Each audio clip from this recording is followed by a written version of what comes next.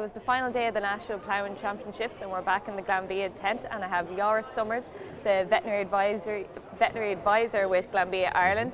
So farmers are approaching drying off now and calving season is just around the corner. What should farmers be doing now in preparation for the calving season ahead? Oh, absolutely. Drying off is coming near, and the end of lactation is probably the best time, first of all, to look at body condition score in the cows.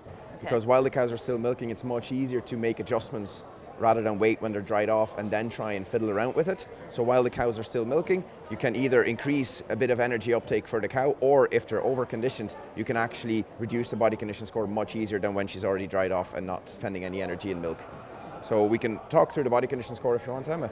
In a cow. Could you just maybe take me through how a farmer would go about assessing body condition score, and what should cows be? Yeah. What condition should they be in now on farms? So this is Daisy, and apart from not having ear tags, we won't focus on that part. But so really, it starts over at the ribs, and body condition score is very much about, well, how much of the rib can you see, and then also how many ribs. And there's different grades in it. Most body condition score systems are in a 1 to 5 grade, but they even go at quarter scores in there as well. So the ribs that you see here, that's probably where you want them to be. So the last rib or the second to last rib, they can be visible, but nothing more. And that's probably the cover you would like to see for a cow with drying off.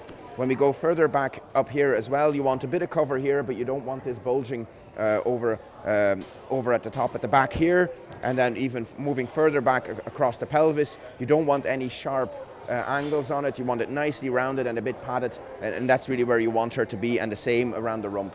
So when we talk about the actual score in a 1 to 5 scale around drying off, you'd want your cow to be around 3 probably, so that she has a bit of increase possible within the 3 to maybe at most 3.5 score, but we really don't want her to go over 3.5. And we really don't want cows to go below 2.75 at any stage during lactation.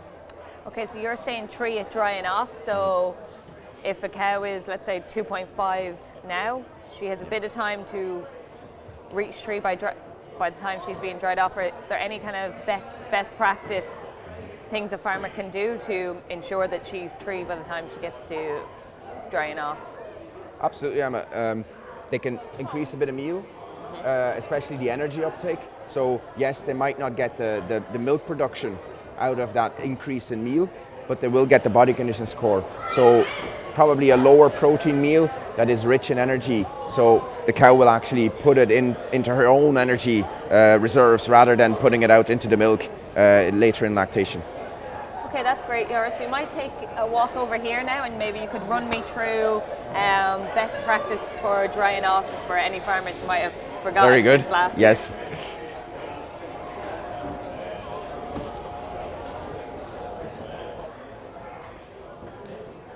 So I suppose around drying off, you really want to know what your cows are at cell count wise. So ideally you'd have milk recording done, so you know what individual cows are doing. The bulk tank will give you a very good indication, obviously, what the cell count is like in your herd.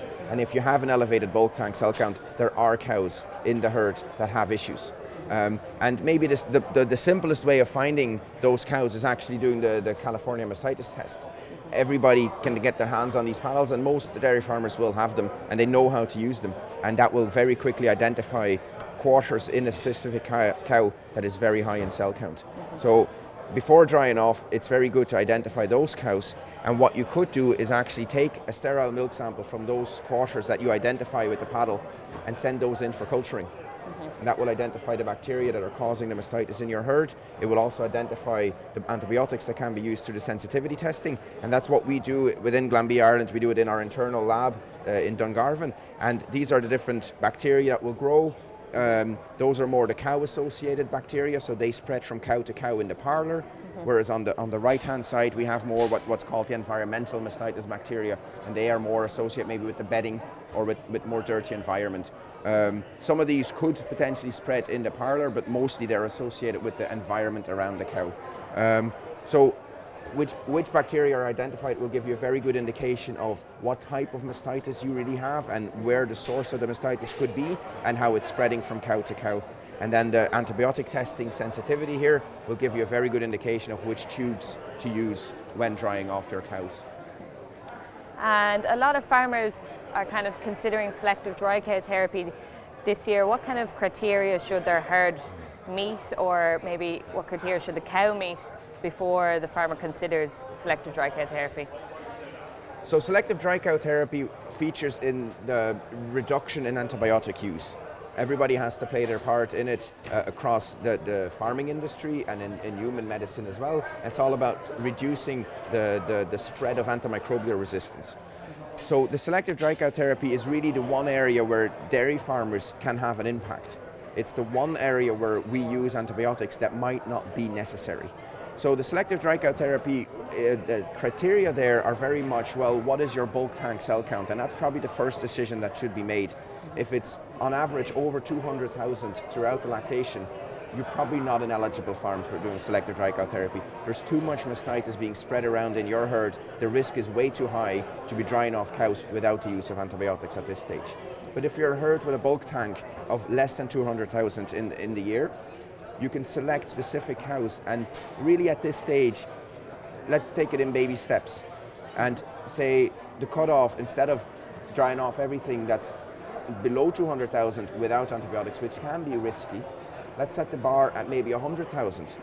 And you select out the cows that have never had a case of mastitis, have never had a cell count over 100,000 in your herd.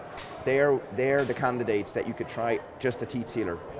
Now when you're doing that, absolute hygiene.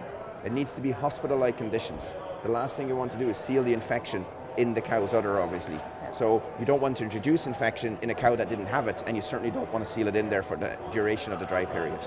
So those will be the main decisions that they have to do. Now, Animal Health Ireland has a really good program through CellCheck that worries about mastitis and takes some of the hassle out of it for the farmers and the decision making, and has very good guidelines. And they also have set up a selective dry cow therapy program now. And if you are an eligible farm, contact Animal Health Ireland, get yourself signed up, and you will actually get a free 3-hour vet consult in helping you select suitable cows for selective dry cow therapy. That's great. Joris, thanks very much for your time. Okay. Enjoy the final day of the ploughing. You too. Thank you very much, Ellen.